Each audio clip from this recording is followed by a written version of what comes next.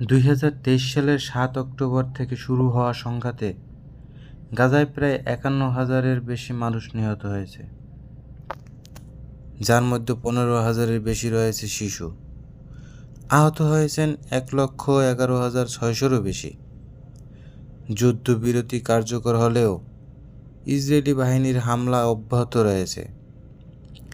18 March যুদ্ধবিরতি ভাঙার পর থেকে ইসরায়েলি হামলায় অন্তত 500 শিশু নিহত হয়েছে।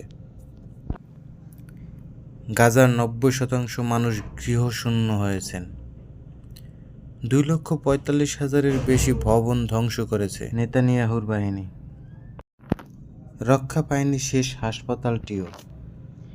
ইসরায়েলি আগ্রাসনে গাজার বহু ঐতিহাসিক ও সাংস্কৃতিক স্থাপনা ধ্বংস করা হয়েছে, যার মধ্যে ওমর মসজিদ, সেন্ট পরফিরাস চার্চ এবং কাসার আল বাশা জাদুঘরও চুরমার করে দিয়েছে নেতানিয়াহু বাহিনী। বিশ্ব মানবতা আজ চুপ। কবে শেষ হবে এই গাজার ধ্বংসলীলা?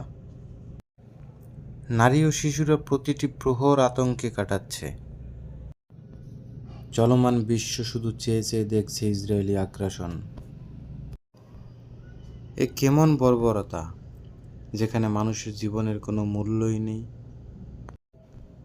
হাজারো মায়ের কোল আজ খালি হয়ে গেছে। কত বাবা আজ সন্তানহারা।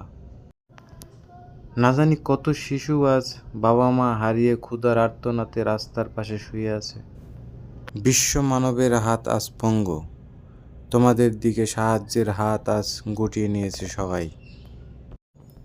তোমাদেরকেই উঠে দাঁড়াতে হবে আবার। রুখে দাঁড়াতে হবে হিংস্র দানবের সামনে চোখে চোখ রেখে।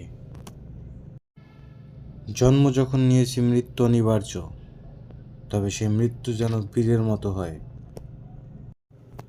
তোমরা একত্রে একাগ্রতার সাথে যুদ্ধ করো, বিজয় তোমাদের হবেই নিশ্চিত।